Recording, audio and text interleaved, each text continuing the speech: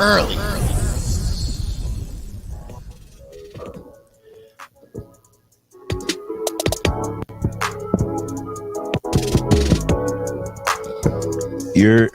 What it do, bro? Early. What's up, Brody? We in here. Another Friday. Another Friday. Yeah, Today is what we got today? Today's the 4th, December the 4th. What's the weather looking like? We got motherfucking today's showers. I think it's a high of 51. All right. You know what I'm saying? And then the weekend is supposed to be pretty sunny, but cold. I looked at that earlier today. Okay. Things that happen. There are a lot of things that happen this week, man. Yeah. A lot of interesting things that happen. Definitely for the district. For sure. We got motherfucking John Wall and a first-round draft pick traded for Russell Westbrook. Yeah, man. And I saw your thoughts on Twitter. I saw you were one of the people who was not impressed. Yeah, they update.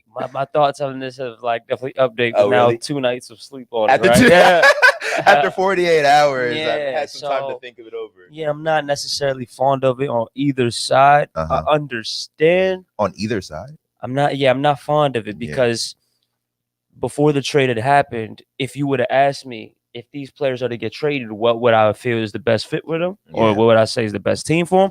I would not have said the Wizards for Russell. Yeah. And I would not have said the Rockets for John Wall. Now, in terms of cohesiveness, I'm thinking that the Rockets may be able to pull off a more cohesive type of lineup because I've never viewed John Wall as a selfish point guard. I actually think he played that shit to the definition, and the explosiveness that he had was like a nice addition to the fact that your point guard, that's your facilitator on the floor, actually facilitates. But to add to that, you know what I'm saying, he is coming off an Achilles tear. Hasn't played in 2 years. Hasn't played in 2 years. Like literally hasn't played a game in a full 2 years.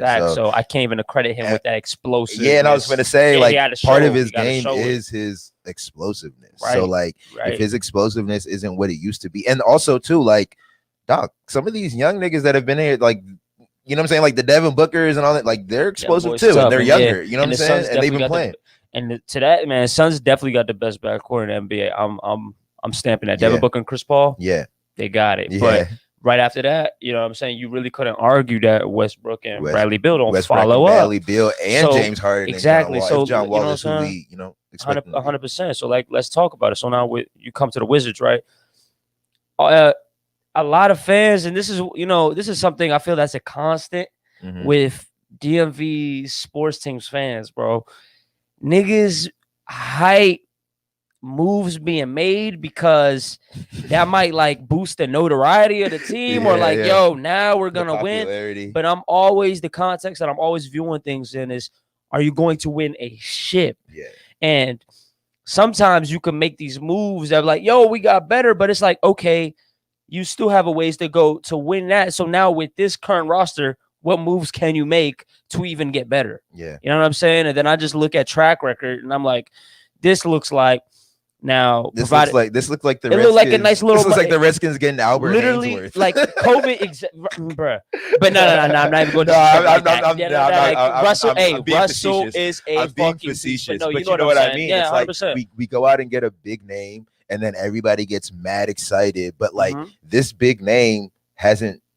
Don't get me wrong, he's done things in the league, but no, 100%. And he's you also get a back end. I don't think we're championship contenders because of exactly. This, you know what I'm saying? You a back end, you getting a back end Russell. But one thing I will say, if they manage to get another player onto this roster, I won't even sleep. Who do you think is would be a good, complimentary player, right? For all right, look. So let's throw this out in the air because I was thinking that Wizards should try to make a play for this dude. Again, it wouldn't have been put him over the top, but now Russell's there. Yeah. So if you're to bring this dude in the fold, I think it'd be interesting. I think making a play for Blake Griffin could be very interesting. Oh yeah, I think that could be very interesting and put him somewhere. Right now, he's currently the best player on the Pistons. He's not built to be the best player of any team winning ships.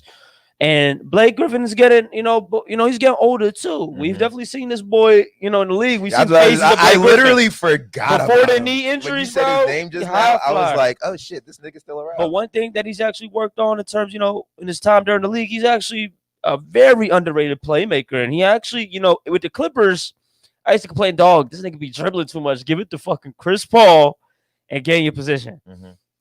He did that shit so much so, like, this nigga will sometimes bring the ball up like if you look at his hand, you're this nigga Blake can handle the rock. Like, I remember seeing that in Detroit. He had a lot of he bringing the ball up the court because he had to. Like, there's nobody, so he had to. Wizards make a play for him. That'd be very nice. That would be interesting. Provided they don't have to give up some of them key role players like Beltran. Can't give them up. Yeah. Now that you got dudes like a slasher like Westbrook, this shit works with the Wizards. Surround the shooters. Yeah. Get the shooters because you're going to have so many open shots with Beal and Westbrook. Yeah. Just cutting in lanes, driving when they want to. The kick out always going to be there. But yeah, I think it's just much ado about nothing. If there was no COVID, it would fill up seats and shit. Yeah. So that selling if there's ticket sales, owners are always happy. No COVID, it would fill owners up owners gonna co-sign shit like that. They're like, bro, you bringing the dude that gives 110 every fucking night. And walking triple double. Exactly. It's going to be profitable. It's going to be lucrative. But facts. They got. He better. might even be in the MVP. They got race better. With the Wizards. And the Rockets. You think he could be in the MVP race with the Wizards? Who? Russell. Because he's usually in the MVP. Bro, I just think there's dogs now in the league. Oh yeah, like there's too much around. I don't know. Yeah. I really don't know. No, I feel you. So the NBA season is set to start in a couple weeks or like in a week. December 22nd. December 22nd. So because I saw the Christmas schedule, so that should starting just around Christmas. Yeah. Okay. Right before. It is kind of trippy. It's very trippy. It's very trippy that the NBA season is starting. Yeah, we bought my Lakers. Christmas. We didn't even really get to enjoy and bask our shit. Like I feel like niggas don't. They had a parade, I know Corona. Yeah, like niggas don't need to do. Did they? Oh, they had a. They didn't have a virtual. They had a dinner. Maybe there's a virtual. Niggas had a dinner. I saw like Anthony Davis and LeBron like walking into some restaurant or some shit. They said that was their parade. Yeah, and then also too something that happened last weekend. Yeah. Roy Jones Jr. and Mike Tyson. Honestly, the biggest story of that was Nate Robinson and Jake Paul. Oh man. It got ugly. It got very ugly. Something I will never discredit a nigga for doing is trying something new, bro. It's kind of like how I'm always putting a cape on for Lil Wayne making that rock album. I'm like, bro, he's an artist. Don't do that. Like you can't critique. You can't tell artists go to be an artist and then be like, no, that's not good art. No, like art is art. Right. And then also, but I see it in the same way as like just trying new endeavors. You know what I'm saying? Nate's a bona fide athlete. Nate is a bona fide athlete. The nigga went to hop into the ring.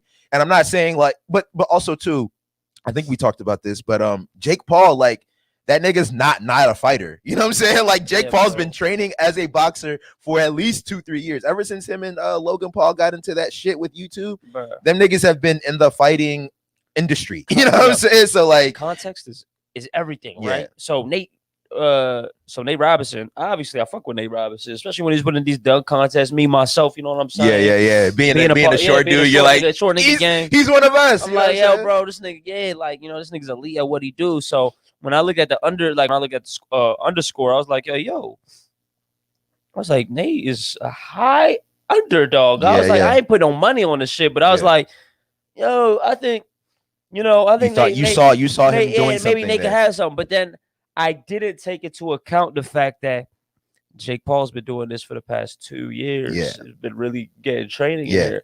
And been fighting. I don't know how many fights he's done, but I've seen this nigga on TV fighting. When that come to my mind, bro, it automatically changes the odds. I'm like, yo, Nate has no fucking chance to win this fight. Because one thing, and I'm like slowly find myself becoming more of an avid fan of the fight game now. I always love boxing.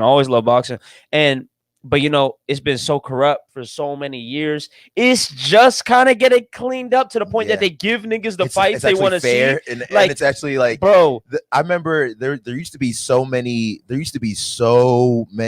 Even with the whole like Mike Tyson and Roy Jones joint, and it ended in a draw, and niggas was like, oh no, Mike should have won that. There used to be so many fights where like it was always a fucking argument about who actually won. You know what I'm saying? It was rarely ever agreement from who won and who actually what do you think about one day like putting it in the hands of the fans? It has to be not just any fan, but like you know, I don't even know how that would work. I could say this.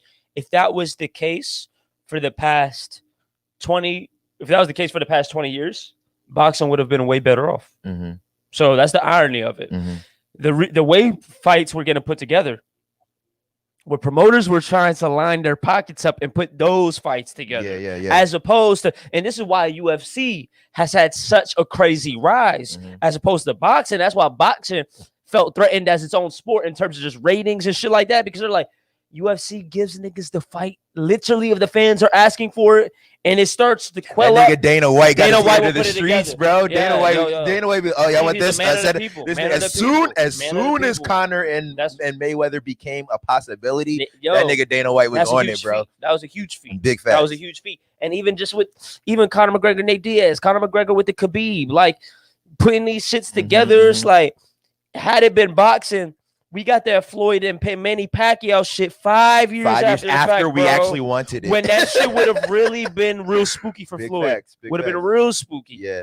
You know what I'm saying? So it's crazy because boxing leaves a lot of things to imagination. And that's bullshit. Yeah. Like, if these niggas is top, niggas need to conspire to make sure that this is the fight that's had, and let's try to get the sponsorships, get the dollars in here, make this shit the lucrative shit. TV deals sometimes make this shit where like, oh, but he's with that network, they want to air it there, but we're Showtime, like we're not sharing these rights or shit. Like, so it's crazy too. I be thinking about how like boxing is one of the only reasons pay-per-view is still even a thing. Like I mean that's what in the days of OTT growing up. PPV was boxing. Pay-per-view and WrestleMania and like any kind of wrestling events. You know what I'm saying? Those monthly wrestling events are the only. Like I never even heard about pay-per-view outside of those things, right? But it was wrestling. That's not about pay-per-view. But like fast forward to now where we're in the world of like OTT, everything is on demand. Everything is essentially pay-per-view or stream or whatever. Right. So it's like I was just kind of surprised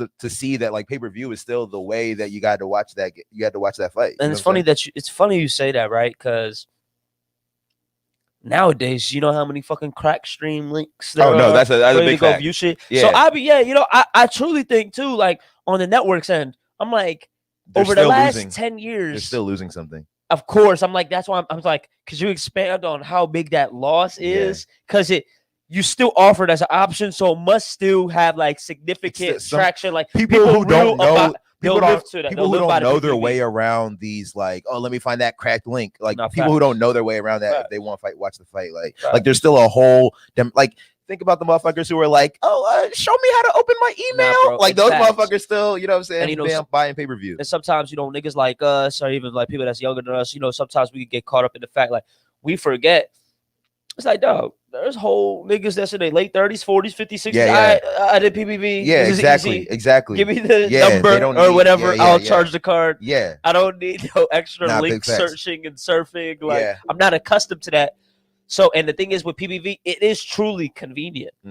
Now, these little shortcuts that I'm talking about is really to relieve you of paying anything. Watch this shit. And honestly, they're more difficult to it's more difficult to get through. You actually gotta it's a little bit more shit you gotta do. You're making your computer susceptible to all kinds of stupid shit, like stupid like fucking viruses possible, or you can just charge it to the game. Or you can just charge it, you know what I'm saying? Yeah, so I understand the appeal of the PPV for a whole demographic. Yeah. I understand that. What's your thoughts on how Mike and Roy looked? I'll say this: in terms of conditioning for older dudes, in terms of conditioning, it was great. Roy was a little bit on the slower side. Came in with a little bit of a belly. I was like, yo, dog. When I saw them niggas at the weigh-in, I was like, bro, this nigga like, pudgy. Yeah, a little pudgy, but really came in there with the dad bod. But at the same time, too, I was like, you conditioned for it. You know what I'm saying? That's what I'm saying. So like, he might not look it, but I'm sure he's conditionally ready. So it's like, I'm not. How am I going to be critical? Of a 51-year-old man. Yeah, exactly. So, but now in terms of expectation of the fight, bro, I was happy. Like, you know what I'm saying? They did well. They gave, in terms of a viewer, like, how high could your expectations be? Really, like, you're not about to see these niggas in their prime. Yeah. All you want to see is and you're not even thinking you're getting that. You want to see somewhat of a fair competition, right? That's all you want to see. So, in terms of that aspect, it was great. I thought Mike Tyson won undisputedly, like without a doubt. But they want to make that shit all kosher and everybody on. You know what I'm saying? This is for the culture and shit like that. I'm not mad at that. It's not like like there was Roy, no you lost, nigga. Like you no... need to know that. Like nah, bro. He knew he knew when the announcers talking and shit. That was the tabloid. This nigga shit was so tight. Also,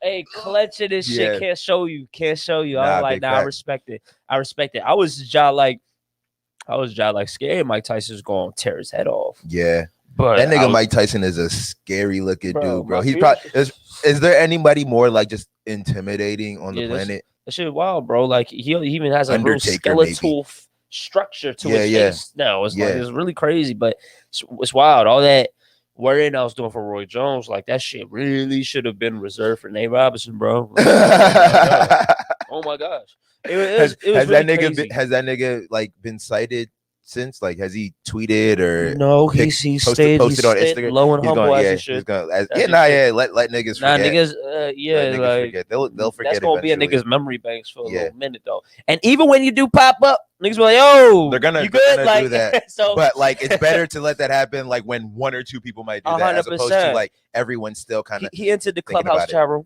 He got it all. Yeah. Oh no, yeah. Right after. They after. They titled that shit after Nate Robinson. Yeah, they definitely. Like, that's the thing about Clubhouse. Like, if anything happens, there's gonna be rooms talking about that shit. Facts. That night or that you know what I'm saying, the next morning. That's a fact. That's definitely that. I was even gonna ask about fucking that nigga Jake Paul. He's talking about now he wants Conor McGregor. Logan Paul's talking about now he wants Floyd. Bro, like what are these kids doing? Yeah, exactly. They forgot. Take your money and go. Like, you know what I'm saying? And this is the thing. That will be a big draw though. Everybody will get paid. In all those situations, all four of those niggas will get paid. So you were talking about that, right? And I was like, yeah, it's a big draw, but it's like at the end of the day, it's not going to be a worthwhile draw to those that would be putting the shit together. Because I'm like, look, at the end of the day, the reason why a lot of these little bouts they be getting like a lot of traction is because there's still the allure of who could win? He could win. Oh, maybe even with McGregor, it got built to the point like, could McGregor, because he's a real fighter, could he take out niggas knew that was ridiculous. Boxers knew. Yeah, this nigga's not taking out boxing is boxing, but fighting UFC is fighting. Hey, bro, UFC fans were really like, let's see though. Let's see. Like they're like, let's see. We don't know. Like he might be able to do it. It's not a fight. It's like it's not a fight. Like 100%. It's boxing. It's agreed. Which is aspects of fighting, but like Conor McGregor is like fighting is the whole thing. It's like I can play basketball versus I can shoot free throws better than anybody else. You know what I'm saying? So that's what I'm saying. So you put Jake Paul against McGregor. It's kind of like what? Doing what? UFC? You're out of here. Or no, boxing. It's like I think it's boxing. Or say okay. So even if it's boxing, it's like, bruh, McGregor won 6 rounds with Floyd. He did. He won 6 rounds, and he held his own. It wasn't really close, but he held his own. And that's it was the best fighter ever. You know what I'm saying? Yeah. So now I guess it's like, so you want to convince people, I guess, to watch. You got one that's a spectacle in Paul, and then McGregor that's not in his native shit. You know what I'm saying? See the fight. It's like, it would be a draw. Like there would be a weekend where there's nothing else to watch. It would be that, and niggas will watch, and so niggas will talk about it, and it will generate bread. But it's like I think it would be something that for the respective brands of we're good on that. Boxing and MMA, like we're good on that. We don't need to be. We don't need that. Folks off some y'all niggas are watering this shit down because that would be a watered. Fuck yeah, bro. Watered down product. Watered down product. Bro, because you have to understand too, as a fighter. Jake Paul don't like. Nah, bro. As a fighter. Okay, let's Pete, before you say, as a fighter, so because you're cloudy, you're getting the fight. You're some shit.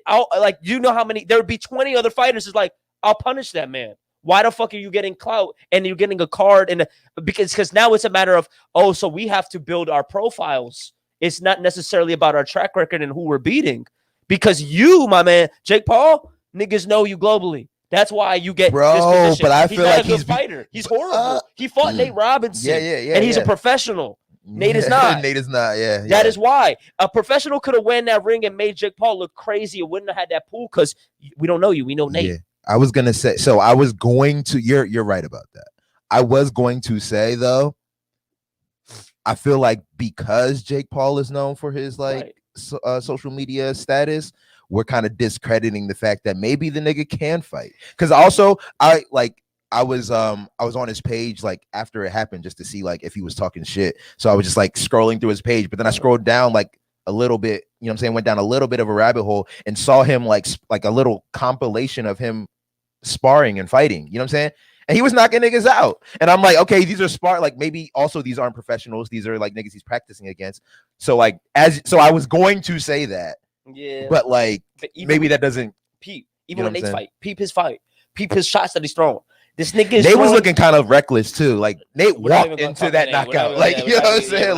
Like the thing is about even Jake that was wild too. Like I'm pretty sure he only landed about 10 shots. Mm-hmm.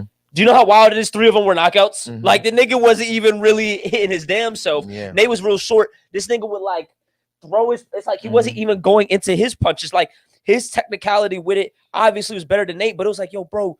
If you're looking at Nate, you're like, bro, go inside and take this nigga. You trying to box this nigga like you're his height and you have his reach and you're throwing punches like Superman, Captain Falcon punches. And it's like, bro, this nigga's about to knock you out. Like you're so open. You're so exposed. What are you doing? Like he actually boxes. He just needs to hit you. And you know that puncher's like nigga puncher's nigga get one punch off. Joint. Cool. Yeah. If you put a real boxer, like a nigga that's got that really has like a championship aspirations. Put this nigga with Logan Paul. It's gonna be like, oh, bro, what, bro? I'm about to literally. This is about to be a lesson.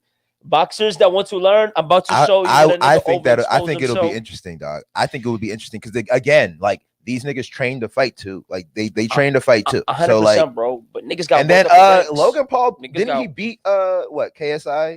Who's that? I don't know. I think he's another social media dude, but I think he's a trained fighter. Exactly, bro. So let's. I don't know who KSI is. I just know the name. Let's get away from these social media. Fight niggas in day circuits. Fight niggas that was amateur. Nigga, I was fucking 30-0 amateur. Well, nigga, I just turned pro. Well, nigga, if I'm 0-0. I'll crush you, Jake. Nigga, if I'm a social media star, I'm gonna fight other social media stars. Why am I trying to? Okay, I'm a social media star. I'm gonna go and fight the best boxer.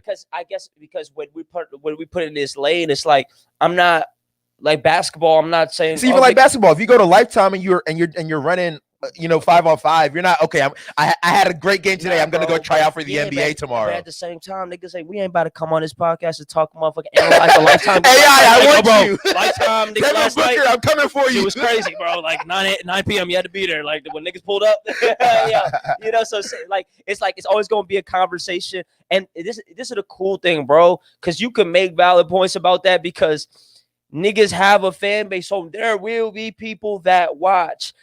Entertainment doesn't necessarily like sometimes I feel like entertainment can also be an insult to just in the sport in itself. It's like, bro, there's way better products. It won't get any of the draw though that you're talking about. Yeah, it won't get the draw, bro. But this will be a great fight if you want to watch fighting. It'd be a great fight on both sides because what you really want to see, niggas want to see knockouts and shit, but niggas want to see the evenly matched, not like knock that nigga out. Oh, I thought this shit was a good. He knocked him out though. Yeah, so, I think that's what people thought was happening with the Nate Robinson thing. I think people thought we disrespected Jake. People, that's what that was. People thought, like, come on, bro. In that perspective, I'm like, Jake's a fighter, bro. Yeah, he'll knock you out. Yeah. I think this is kind of a baby segue into something that I've been thinking about all week, and I was telling you, Imposter Syndrome, and let me tell you like why this shit kind of came to my mind. Yeah. So are you familiar with Seth Godin? I am. It's so crazy. I'm trying to think of the podcast through. So there's a podcast I used to listen to. I kind of fell off. I need to get back into it by Srini Rao. It's called The Unmistakable Creative. And Seth Godin has been a guest on there. Yeah. Probably 2 or 3 times. He's actually Srini Rao is one of his favorite guests. So that is how I know him. Could you like what he's about? Who Seth so Godin, Seth Godin, he's known for being like one of the greatest like thinkers as far as like marketing. Okay. You know what I'm saying? Okay. So I think he was like a marketer for Yahoo or something like that. Tim Ferriss type of guy. So him and Tim Ferriss are really cool. He did a podcast. So like kind of the reason I was thinking about it because I was listening to a podcast that they did earlier in the week. You know what I'm saying? Okay. And then he came out with a book recently, and so he's doing his like book interview circuit. Right. So like I've been listening to a lot of his shit, and and the book is called The Practice, and it's about doing try to get them on next week or some shit. Oh I my god, I don't even know if that's no, possible. no, bro. Because I know dudes like that, they really be having the email right there, like just reach out. It's just a matter, and I don't know, bro. Like those are the type of dudes like when they see some shit that's productive going on like this, like insight, bro. Like when I be insight pillaging, niggas love to give insight. So let's But anyways, okay, so Seth, he was so in his book, The Practice, he's talking about something that he calls shipping creative work, which is what creatives are supposed to be doing, and shipping it, which means like putting it out there, delivering it to the people. Work, because it's not easy to do. It's something that you have to sometimes force yourself to do. And he says creative because it's uncertain. There's no like guarantee that it will work, right? True. So he was talking about imposter syndrome, and then I got on Clubhouse 2 days ago or something, and there was a conversation happening for podcasters that I was just listening in on, and the conversation kind of moved into imposter syndrome. Yeah, some woman asked a question like, how do I get over this like feeling of like just imposter syndrome? She didn't say those words, but she was like, I don't feel like my work's good enough. I feel like no one's paying attention to me, all this type of shit, right? So that shit just kind of got me thinking, like, how do people get over that? Because I've experienced that. Would you say you've experienced that feeling? I'm not a stranger to that feeling. Yeah. So I definitely know what people are talking about when they talk about imposter syndrome, or like finding yourself in spaces or whatnot. And then it's kind of crazy because sometimes it's literally a byproduct. It's like a baby of doubt. Like I think it's like one of doubt's babies. Yeah, like, I think it's I'm trying feeling, to make you a feeling question of like this shit and no, like this is not for you, or you don't deserve or this. you're trying to convince yourself. I think it's a feeling of like inadequacy, and you. I think at the base of it, you're trying to protect yourself. I'm fooling everybody. Like they don't know. I think we try to protect ourselves. So it's kind of like that thing, right? Where they say, you're always going to put yourself down way more and way harder than any other person could ever put you down. You know what I'm saying? Right. And it's to protect yourself so that if somebody does put you down, you've kind of already mentally put yourself through that turmoil, if that makes sense. So it's kind of fucked up, but I do think it's a lot. It's a lot of what people do. It's so crazy. It's kind of like you're self-sabotaging yourself. So it's kind of like you're worrying that whenever it does come, like you'll be able to just you're already ready handle for it. But it's like that's a horrible state of mind to prepare for. Like, it wasn't even going down that route, but here you are putting energy towards like, yo. Yeah. If anybody tried to shit on me, I like shit, bro. I already knew I wasn't already high up on myself as is. But it's like, this is the thing about imposter syndrome. Like you have to like literally nip it like right there and then. Like when you find yourself going down this thought process or this train of thought where it's like, yo, do I really deserve what the fuck? You know what I'm saying? Yeah, like what coming my way or everything like that. It's like, well, it's all about maximizing where you're at. Yeah. When you're there.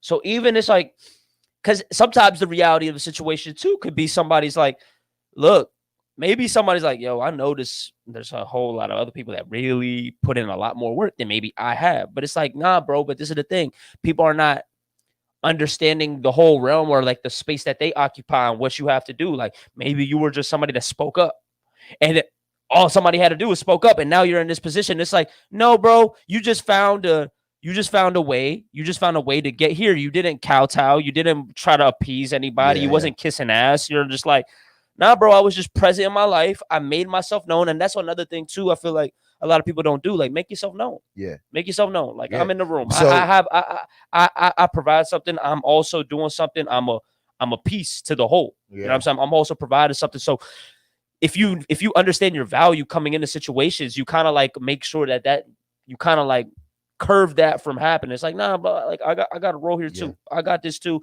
If I don't fulfill my part of this shit, like, you know what I'm saying, that will show in the end product. So it's kind of like you got to always be reaffirming value, and that's shit that we always talk about all the time. Like, add value. Make sure that you can add value, and you'll never really be questioning that about yourself. You're like, I know why I'm here. I think that's kind of where it stems from, honestly. So like, it's very interesting that you took it there, because I think that it stems from like a feeling of inadequacy in a space where you deeply want to be adequate. You know what I'm saying? Or deeply want to be recognized or acknowledged for something. But I think the reason we feel like, first of all, I think we have so high. You're not even meeting them, so it's like, bro, you're good. Yeah, like you're. No, I feel like the first thing that we gotta realize is that everyone feel like the feeling comes from being uncertain about the situation, yourself, whatever. But like, I think people need to do a better job of recognizing that like everyone feels uncertainty. You know what I'm saying? Like everyone feel like it's not an individual feeling. Right. It's not individual to you. I think once you understand that, like everyone, like any feeling you've ever had, everyone has felt it at some point. 100%. You know what I'm saying? I think that sometimes I say that to myself just to make myself realize, yeah, like there's no feeling that I've ever felt that's like individual to me. So understanding that kind of makes me feel a little bit better from there, right? But it doesn't erase it. I still got to figure out how to deal with it, right? So my thing is that if you prepare yourself, and if you know that you're always preparing yourself, that will kind of ease it a little bit too. You know what I'm saying? So I kind of have this idea that, you know, you set the bar high for yourself, right, and then you do the work that's required to meet that bar. You know what I'm saying? But it's never like, you can never place the bar where you're at if you actually want to grow. Facts. You know what I'm saying? And if you actually want to get to where you're going, you always have to throw the bar a little bit ahead of you. That's what I was gonna say. And then do the work that's required to like meet up to it, and then throw it again. Once you know what I'm saying? It's like playing fetch or whatever the fuck. Once you get to that bar, throw it again. Now it's okay. It's okay to pat your own back. That's cool. Yeah, like yeah. And so you don't gotta like, everything doesn't have to be, because I know some people that like that stay sharp at everything. Sometimes they like shit on themselves, or they, they just be like, nah, bro, like, you know what I'm saying? It's all right to take shitting on yourself too. It's like, again, we put ourselves down just to make ourselves feel better. Take them small wins. Take the small wins in stride. Take them in stride. You know what I'm saying? Might not be a motherfucking like you don't have to broadcast wins for it to be a win. Yeah. You know what I'm saying? It doesn't have to be a win. The world doesn't have another thing. The world does not have to view it as a win for you to be like, oh, another thing is you got to set your own measurements, bro. 100%. Like you got to measure, you got to understand how you measure success and measure it that way. You know what I'm saying? Like there's too many measuring sticks, and the measuring sticks are other people's. You know what I'm saying? So like me being a content creator, it's always been my dream to like have a studio, make my own shows, things like that. But like, I was always, I heard this great quote from Seth Godin. Okay. He was like, you know, don't wait for somebody to pick you. You have to pick yourself, right? And I think about how, not even without even realizing I did that. Because I remember the first show I ever really did, the first show that I'll really say that I did was Sporty Life TV, like years ago, right? Shout out Serge. Shout out Serge and Theo. Sporty Life TV. And the way that shit came about is I was actually like on vacation with some homies, right, and I was like, this was when I was like podcasting. I just started doing the podcast with Simone, so like I was like, okay, we got one show, like I think I'm ready to add another, right? You know what I'm saying? Right. But also the whole time I wanted to make shows on like ESPN. I was like trying to get hired by ESPN, like at this point, you know what I'm saying? Yep. So fucking, we're on vacation with my homies, and we're talking about like sports, and I'm just like, bro, we should make like a sports show, like, you know what I'm saying? You just talk your shit. I'll you know what I'm saying, produce it, and we'll just do that. And then he was like, yeah, we leave, but not really making any kind of like commitment to do it. Right. I go home, and then I see Theo just like sitting outside. People who don't know, he's my next door neighbor, right, or he's been my next door neighbor. He was my next door neighbor. He's been my next door neighbor for my whole life, right, basically. So I go over to his house. I see him standing outside, and then right there, we're just like, we should make a show about the Redskins. And I'm like, shit, I was just talking about doing a show. Like, you know what I'm saying? I don't think that's gonna actually happen, but like I'm all the way, so like I already had like the seed planted. So I just really found like the fertilizer, and I was like, okay, let's do it. And literally that night we shot the first episode, right?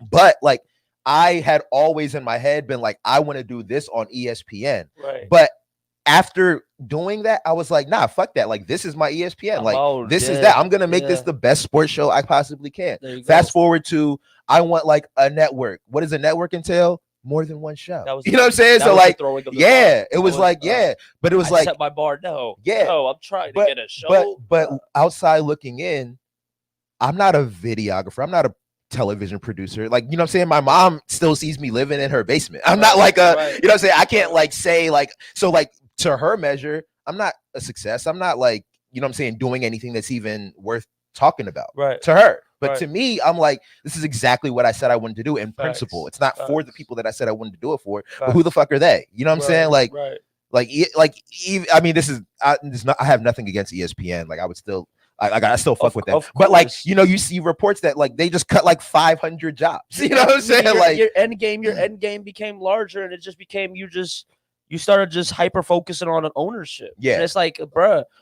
trying to make shit for the sake of pitching it to somebody is a quick way to also set you up for big disappointment, because it's like, if I know this shit to be a good idea, am I really gonna say, am I really gonna say fucking damn, if they don't tell me it's a good idea, then it's not a good idea. Not a good idea. Yeah. Nah, I'm gonna make niggas see the light, and then I'm so cool with people being late to the party and be like, no, we're good.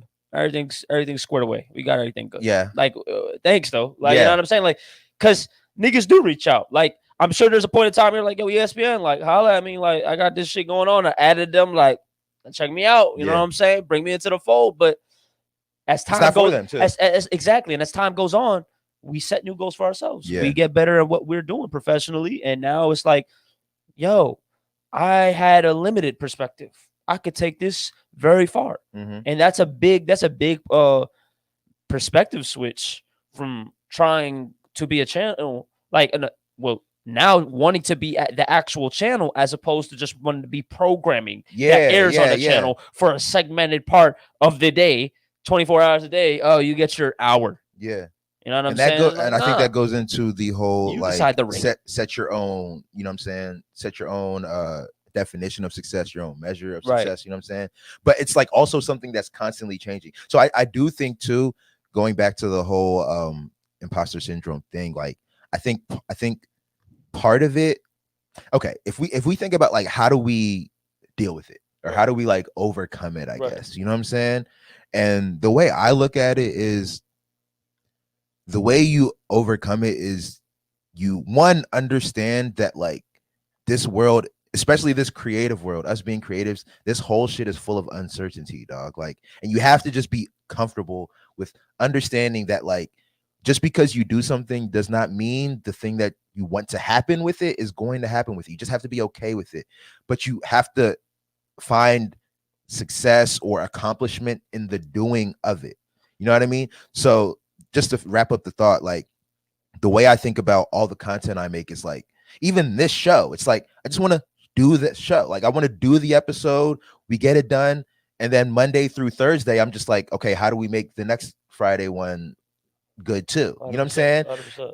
Down the, like, once I'm in the practice of like, okay, this is how the show goes, then I'll start thinking about, okay, now how do I get like some kind of recognition, or how do I get some kind of, like, you know, how do I build on top of that? 100%. But the practice of doing it is what gives me confidence and gives me like a feeling of, you know, adequacy, I guess. 100%. I mean, repetition is what creates the flow, right? And then that same repetition is what's going to make, over weeks time, you know, months going, you're like, all right, now I can really evaluate it because we've been very consistent with it. So now we could see exactly how you've been gauging your base, how the content, the quality of the content's been getting better, and all of that, the rubric of it all. And then from there, it's like, that just gives you further momentum. You're like, all right, this is coming along. Progress is being made.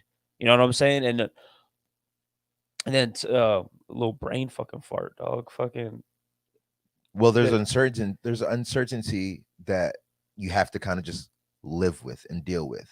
But something that I'm realizing, bro, people are not comfortable with uncertainty. People are not comfortable with not knowing. Dead ass, the most frightening thing. They're like, I don't even want to spend 1 second doing that. So if I don't know that I'm gonna get the outcome that I want, why do you do that? I don't want to do it. And I'm just like, bro, like, that's not where the sauce is, bro. The sauce is in doing things with uncertainty, because you don't know how high the upside is. You know what I'm saying? Like, I think people think about how low the downside could possibly be, but don't also contrarily think about how high the upside could be. And we scare ourselves by thinking about the downside and like how far we could fall. And the silver lining to it all, bro, is within that process, a lot of people overlook how many opportunities or doors open just while you're in the process of trying to do that end game. So while you're trying to do this show, before like you've even reached the end, more new opportunities have presented themselves. New ideas. It's like, oh man, wow, I see how this could segue into this whole other. This is a whole other show. Yeah. You know what I'm saying? How many ideas have we had since while we were executing an idea? Like we started what, 6 weeks ago, 7 weeks ago, and we've had ideas over the last 3 weeks that are just like, oh, this is gonna change everything. You know what I'm saying? But it's also like, okay, we can't just do them today. Like sometimes they're like slow burners. You know what I'm saying? Because it's like, again, these are byproducts of the consistency. Yeah, it's like after we've done it, we're like, oh, this will be a good addition. But we wouldn't even have thought of that if we hadn't gone 3 weeks in, 4 weeks in, right? You know, or like if we were sporadic, and this was like, oh, like even if it was like every 2 or 3 weeks, it'd be like, even though it'd be consistent at that, it's like boom, like that's why I even love the format of this shit, bro. It's like boom, don't need to oversaturate, but boom, we come up with that once a little recap of what the fuck went on. You know what I'm saying? Every week, come at it, add it, and it's like it's a matter. It's also keeping we also, you know, as it pertains to this show, it's like we keeping like attention spans of people in mind too. It's like, nigga, we ain't gonna keep you all day. We came early.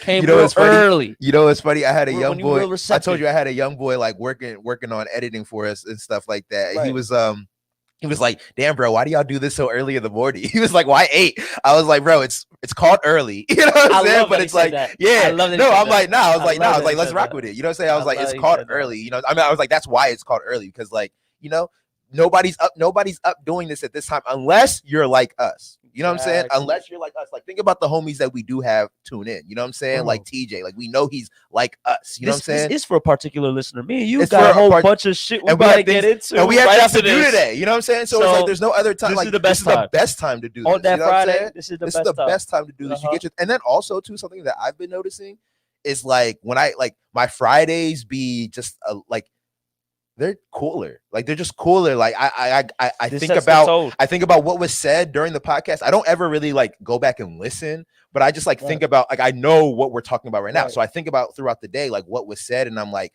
okay, this is how I would have said this better or whatever. But then I go and take that conversation to like Clubhouse, or I go take that conversation to like a homie if I have conversations later in the day. You know what I'm saying? Like having this shit in the morning, it's kind of like a early morning, like not meditation, that's not the right word, but like, I don't know, I think there's something to be said about having like a morning routine conversation that kind of like opens your mind up for the rest of the day.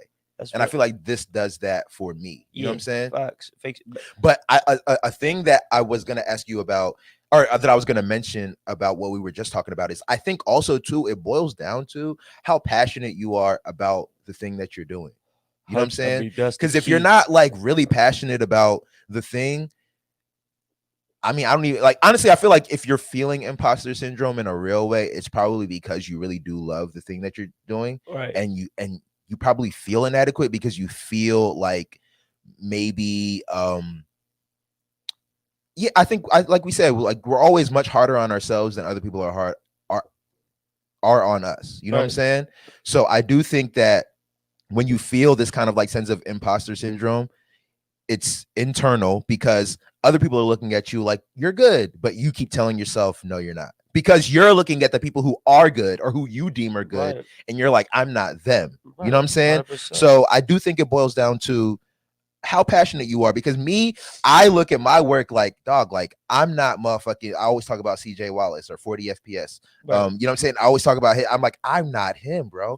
And like every time this nigga posts, I'm like, damn, and he threw his bar ahead. You know what I'm saying? Like I'm trying to catch up to this nigga, and he keeps throwing his bar ahead.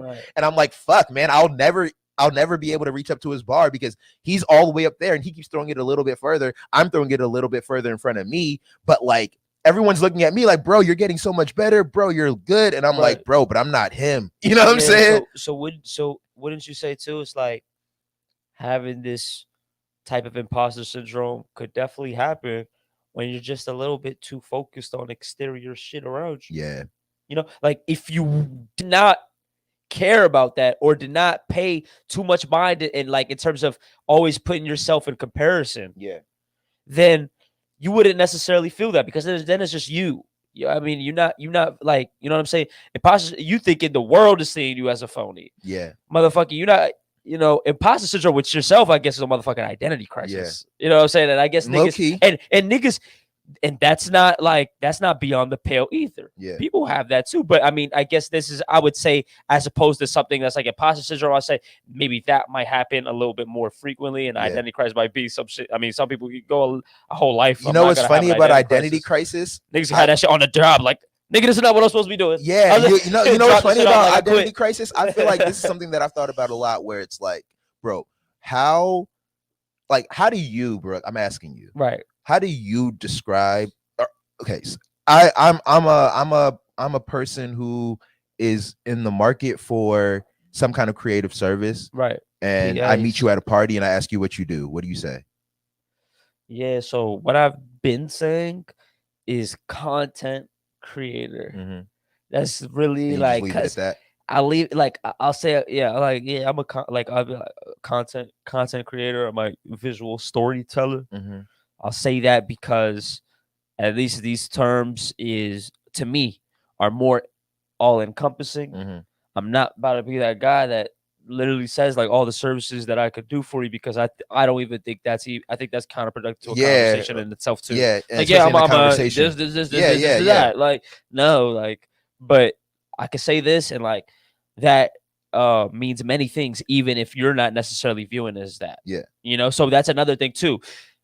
Your content creator could be totally different than my content creator. That's why I know what I'm like. So if somebody wants, what content do you create? This allows me the gateway out. Now I'll talk my shit. Like, I'll say, I won't maybe get into in depth in terms specifically what, like, oh yeah, I'm working on this show and this is like, no, but it's like, I produce this, I create that, I do this, like, like a multitude of things. You know what I'm saying? So I feel like, and the reason I ask that is because, like, when you say identity crisis, I feel like I've not been suffering, but like going through a little bit of an identity. Maybe I'm a little bit past it because I'm a little over it. Right. But like, I definitely have experienced that feeling of like, what the fuck am I? And what do I tell people I am?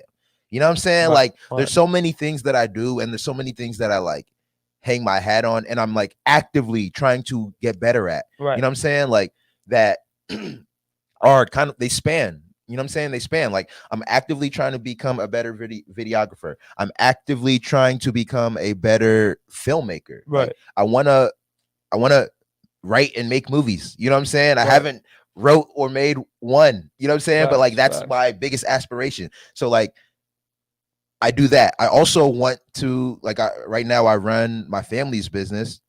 I plan to do that forever. You know what I'm saying? Like, I want to be a businessman as well. And I hope to grow my thing into a business that's as big as that I can do the same. You know what I'm saying? Like, but the thing is, like, you have to, like, you're not going to wake up one day and be a businessman. Like, I've been learning for 6 years how to like properly do this. You know what I'm saying? For 6 years. Like, and I still don't even know if I know what I'm doing. You know what I'm saying? Like, this shit is hard work. This shit is like, it's hard to do. You know what I'm saying?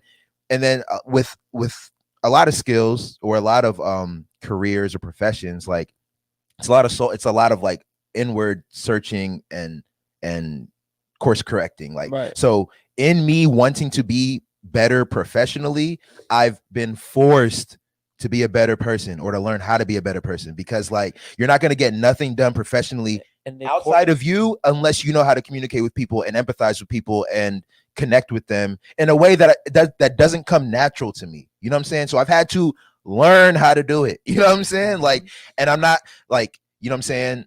People will tell me I suck at it. People will tell me I'm good at it. Like, the rubric is not the same for everybody that I encounter. So it makes it even harder, because it's like, one person is like, Mech, I love the way you're straightforward and direct. Another person will be like, I hate the way you're straightforward and direct. You know what I'm saying? One person will be like, I love the way that like you're chill and monotone and nothing really seems like it bothers you. Another person will be like, oh, nothing ever seems like it bothers you, so I'm just gonna shit on you and expect you to not say or do anything. You know what I'm saying? Like, it's very difficult to deal with all these different types of people, but it's like, bro, like, I want to run a business. Like, 100%. There's no way I'm going to do that without dealing with people. So I experienced like an identity crisis, or I've experienced that, because it's like, well, what do I want to do? Sometimes I'm like, fuck this. I just want to be a freelancer and get paid to do what I can do by myself. Right. And then some days I'm like, nah, fuck that, man. I want to build a big ass business. Right. You know what I'm saying? I want everybody in Montgomery County to come to me when they want to do podcasts. Right. You know what I'm saying? Like, so it's like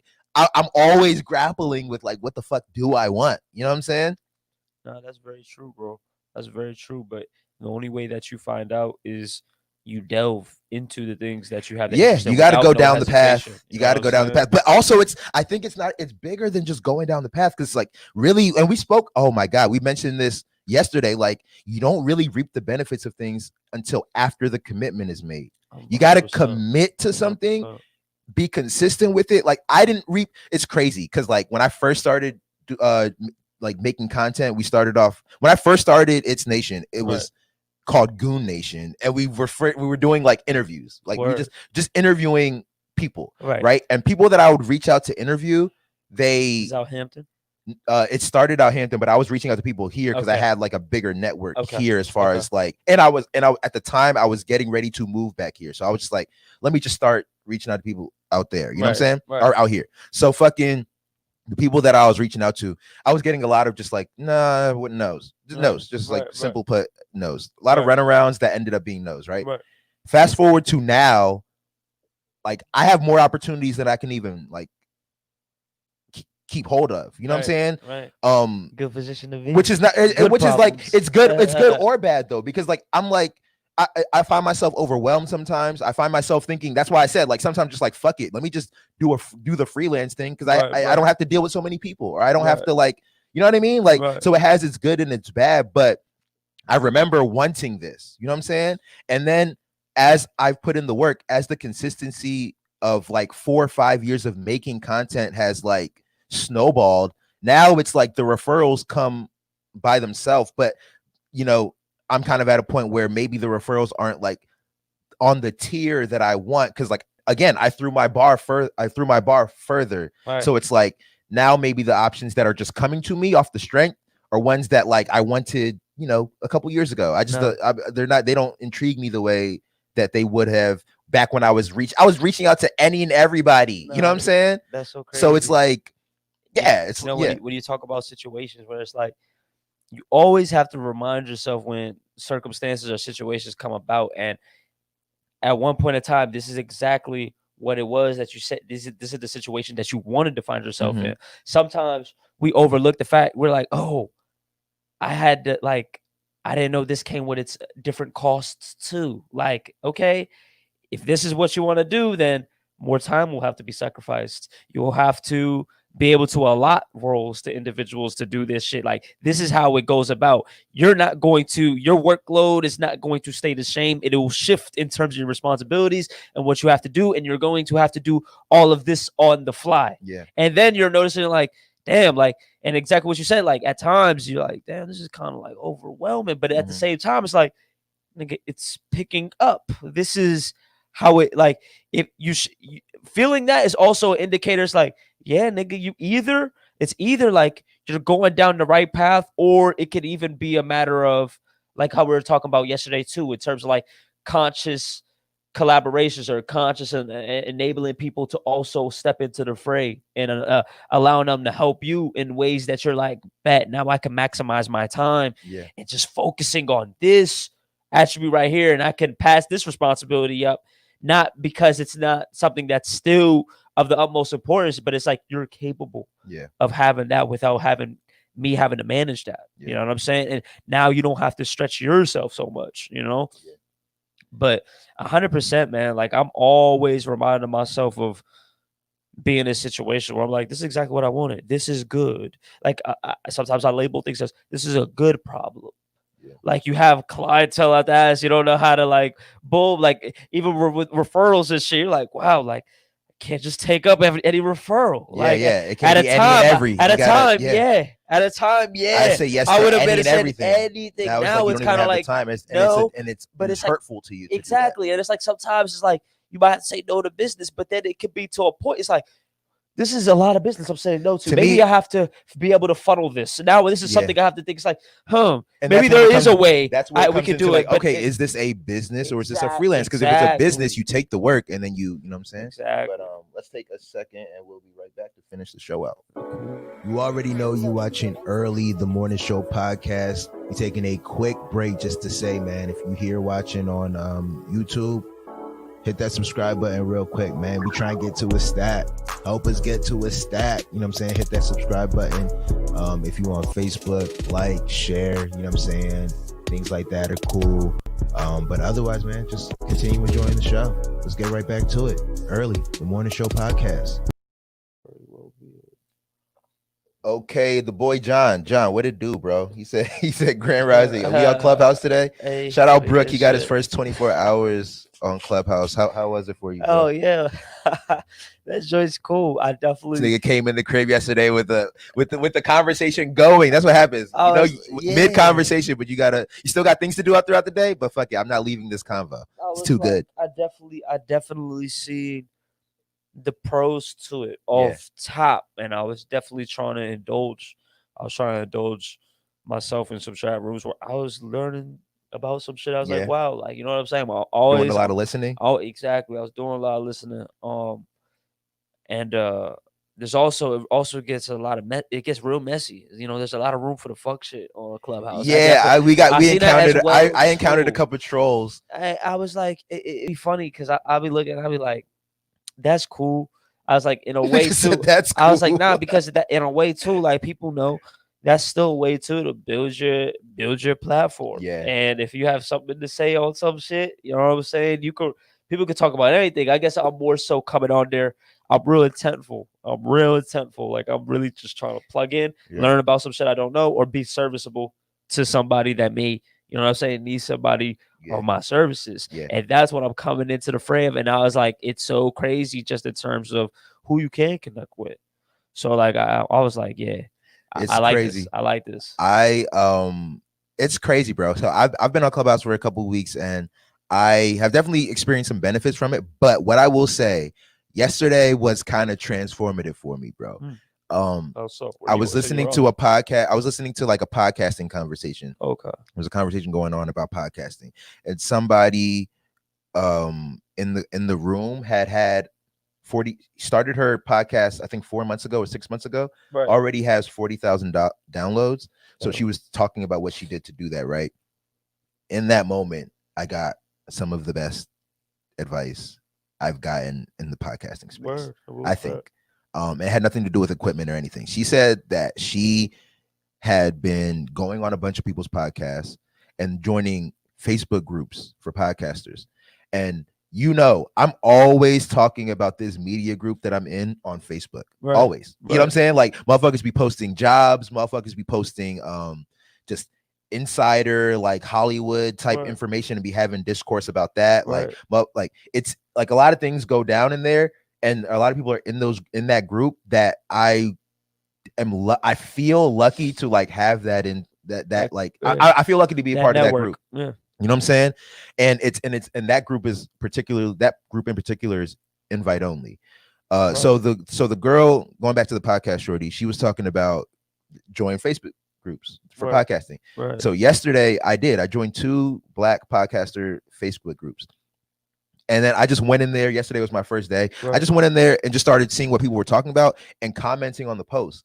But the thing that was transformative for me was like, as I'm like replying to people's like questions and comments, I'm like realizing how much I know about podcasting. You know what I'm saying? Like, damn, like I didn't have to go search. I didn't have to go research none of the questions. I just using my brain and answering these questions. I'm getting mad love on my comments to the comments. You know what I'm saying? Like I'm like in the comments answering questions. Motherfuckers is like, oh, this is a great response, or like, oh, I never thought about this way. And I'm like, shit, I got some knowledge. You know what I'm saying? Yeah, so I'm just like, damn, like.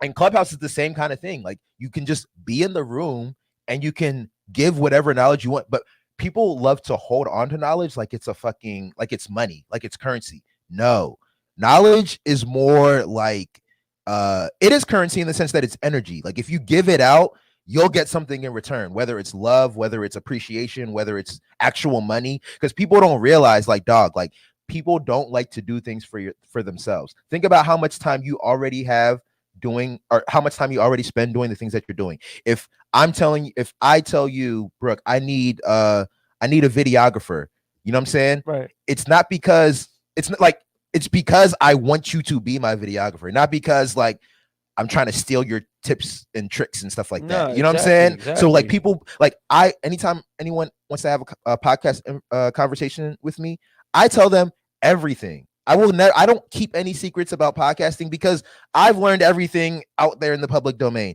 But the thing is, once I've told them, they realize, oh, this shit's actually kind of hard. Will you just do it for me? Yeah, it costs this much. You know what I'm saying? Like I've never once told somebody how to do something and then they were like, and they actually took business away from me. People you know what see I'm saying? real quick what they are willing and not willing to give, and people will exchange money for time and knowledge all the time. Exactly. And it's so funny because that's what consultations are, right? Like boom, I'm literally just getting you hip to the scope of what it is that you're about. Now you got to go do it. What you're about if you want me to go do it, then you also got to keep me on retainer. Exactly. You know what I'm saying? But it's like everybody wins because if like somebody could just be so appreciative of just having that insight and they want to go about it like, yeah, could you like help produce? You like, I sure can. Yeah. Like, you know what I'm saying? Yeah. Hit my email. I'll show you my rates. Sure you know what I'm saying? Straight up. Saying? But at the same time too, but it's also all love. I gave because you give the information. The all love aspect. Yeah, like here's the information. Go do with it what you will. Go ahead and take it and like you could go ahead and take it in stride and do your own thing. It's this same exact type of thing. It's just you're gauging it on your side whether you have the time or you're willing to go ahead and take the advice that I gave you. It's like, oh yeah, I could apply this and do it myself. You know what I'm saying? Big facts. And you're saving time. Basically, at the end of the day, you're saving time. Yeah. Here it is. Yeah. You don't have to act off some, I don't know, or so many people act as if they couldn't have already got the answer to some shit, and then you'll give them the answer. Then it's like, I don't know if it was just maybe you just like to take a conversation,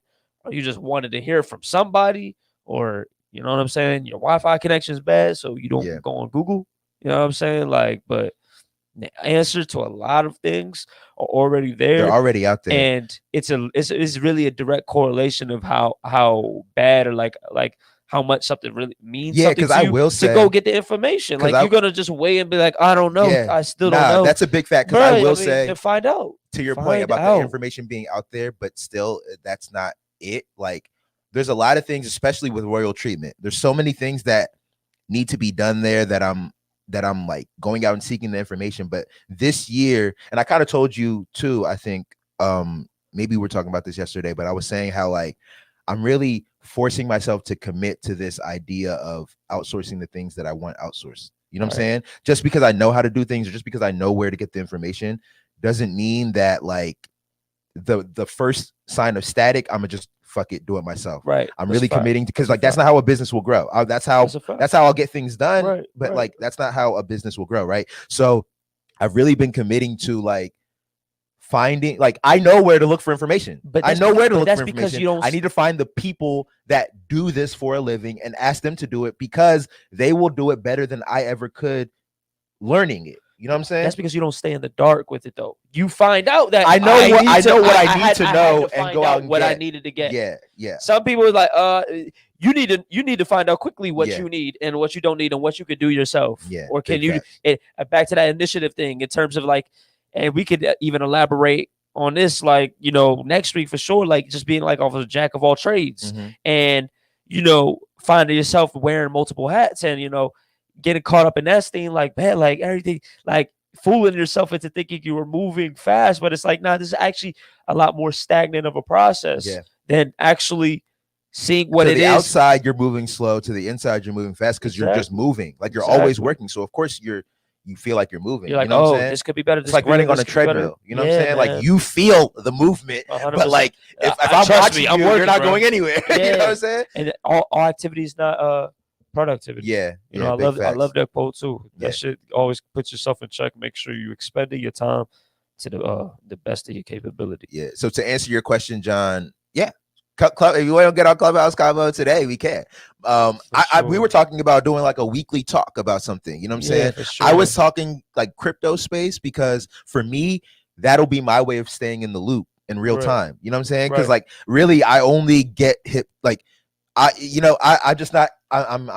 not as in it as I used to be just because I'm really focused on making this production thing work. Facts. I'm really focused on making royal treatment work right now. So like I'm just not in it in the sense of like knowing what's going on. You know what I'm saying? I'm still invested, but I'm not paying attention to what's going on. And I feel like, you know, a weekly little like room for like just to open it for up. us to just talk about crypto, and we can just be and like, not even just us, people who know can come in and talk about it. And you know what I'm saying? What would be cool is talk about crypto and the many different segues. Yeah, exactly. Crypto and music. The thing about these like, clubhouse rooms too that I fuck with is that they can go anywhere on tangents. You know what I'm saying? They could go anywhere. You pose one question. So we did the live and single. Gotta add y'all to the crypto group. Go add us in, man. Ping me. We gotta start our own. Add us, but we also gotta start our own. You know what I'm saying? Like 100%. I'm talking to you too, John. Like we gotta start our own. We gotta be the tastemakers on Clubhouse. We can't just be, you know what I'm saying? I'm gonna tell them crypto niggas like, yo, check us out. Check out this way, because we're a little different. Yeah, we'll have a little different flavor. You know what I'm saying? But to the point of the Clubhouse rooms, they take a life on their own. So like when we did the live and single joint, we had really no plan of what we were gonna do, right? We get on there and I literally ask, okay, we start off, there's probably about 15 people in the room. And I'm like, okay, guys, just like for us to get acclimated with each other, get a sense of who's in the room, let's just play 2 truths, 1 lie. You know what I'm saying? You've heard of 2 truths, 1 lie. You say 3 things about yourself. One of them is a lie. And so we played that all night. All night, because new people kept coming into the room. We played 2 truths, 1 lie all night. But then also sometimes somebody would say something and it would go on like a 30-minute discourse. You know what I'm saying? And then when I say we had an experience with a troll, like some nigga came in there like just trolling, like he had like some kind of like weird ass profile pic and then just started asking like freaky questions. You know what I'm saying? Like we kicked the nigga out after a while, but like even that led to like a 30-minute just like, damn, who the fuck was that? Like how'd that person end up? You know what I'm saying? Like Clubhouse, like you really don't have to have no plan other than just like, you know, you gotta be, I think that's really the place where you got to be open to the uncertainty. You know what I'm saying? Because after the joint closed, I had a much bigger following. You know, another thing too that I've also noticed about Clubhouse too is like it won't stay like this. It won't stay like this. That's why we have to do this now, bro. And it won't stay like this. Yeah, so let's talk. So yeah, man. Once Android users, and nothing against Android users, but once it's open to like the world, it's going to be different. Yeah, you know what I'm saying? If there's a tad bit of info that we can like impart on people, as we part today, bro, on amongst like this tech shit, and like when things are at the forefront or when they're like at its infancy stages, definitely, you know what I'm saying, pay attention to it and see how it correlates with what it is that you got going on. And if that what you got going on is dependent or is reliant on some type of platform, then realize how Clubhouse right now, you can really tap in and cultivate spaces. That's what I'm saying. Where people can come to you. You got to cultivate the spaces right now before everybody gets there. This is not the time to just be a spectator. 100%. I mean, it is if that's who you are. Like, I'm not saying like don't be yourself. Like, I'm saying if you're one of those people who like goes to platforms to build your following or to build your brand or your business offline, this is the time. Like, you have to be active 100%. On there in a way that's not passive, or you have to be active, not passive. You know what I'm saying? Because once everybody gets on there, it's going to be harder to be active and not get, because it's the Instagram effect. You know what I'm saying? I'm posting on Instagram all the time. I don't even think people are seeing my shit. Or like, you know, Twitter, you post something, I don't know if anyone sees it after the moment you post it. You know what I'm saying? Just because there's so much shit. TJ saying it's already changing. Already changing. Oh yeah, it's already changing just because like a lot more people are on there. But also I still think it is what a social media app is intended to be. Or it's still like early Twitter. You know what I'm saying? It's still like early Instagram. It's not like saturated Twitter or saturated Instagram or like blow me Twitter and Instagram. It's not like, it takes time. It's not like annoying yet. You know what I'm saying? It's still early in the sense of like motherfuckers are following you. Just who are you? You know what I'm saying? Are you someone that I need to know? Like, then there's gonna have, but then you know, then it's gonna be competitors as well too. There's gonna be Clubhouse is not going to. Motherfucking Facebook got the chat rooms already. Exactly. Facebook got chat rooms. Instagram got chat rooms. Yeah, and those are like video chat rooms, right? Exactly. Yeah. Discord. So all they gotta do is take out the video and it's audio. You know what I'm saying? Yeah, you know, Discord. You already know they looking at this shit. Reddit is literally the number. Is like, could it be argued, the #1 community app. Like there are real communities on Reddit. It's real contributions, real takes on shit. People really learning. They say that's where things originate. That's where like memes originate. That's where a lot of things like start is on Reddit.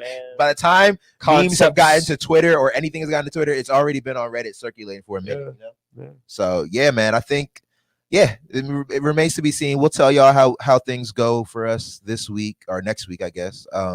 When, you know what I'm saying, I'm about to, we definitely got to start up some rooms on Clubhouse. Me and TJ, we still got to do that music and video room. That's definitely coming. We had to postpone it, but we definitely got to do that again. Some paranormal activity UFO story yesterday. Really? I was like, hey, I just tuned in there like, somewhere in Waldorf. Catching stuff in the middle. I ain't gonna lie, bro. As soon as they're like, she was like, it didn't happen to me. It happened to my parents, but my grandparents. They told me. I was like, all right. But, okay, let's see what this last thing TJ said is. Our time is now, though. If we want to really create something dope, that can be a weekly conversation. Nah, we got to do it. I'm trying to have weekly conversations with like 4 or 5 different of my niggas, dog. Like I'm trying to have like 4 or 5 or 6 like weekly things on Clubhouse, just for my own sake of like being in tune with the things that I care about, that are outside of the things that I already know and do anyway. And even if we talk, I just want to do those on Clubhouse. If we talk about some relevant shit too, and niggas got the, you know what I'm saying, niggas got the floor or some shit, nigga ping somebody, boom, like, hey Brody, I'm in this shit right now. Talk to these niggas. I'm about to get you live and center real quick. Big facts. But all right, y'all. I guess that's it, man. I don't really got much else. What else you got, Brett? You got anything going on this weekend? Nah, same old, bro. You know, edits. Yeah, man. Edits and, you know, working out and loving my life. All right, bet. We'll see y'all next week. Peace. Early.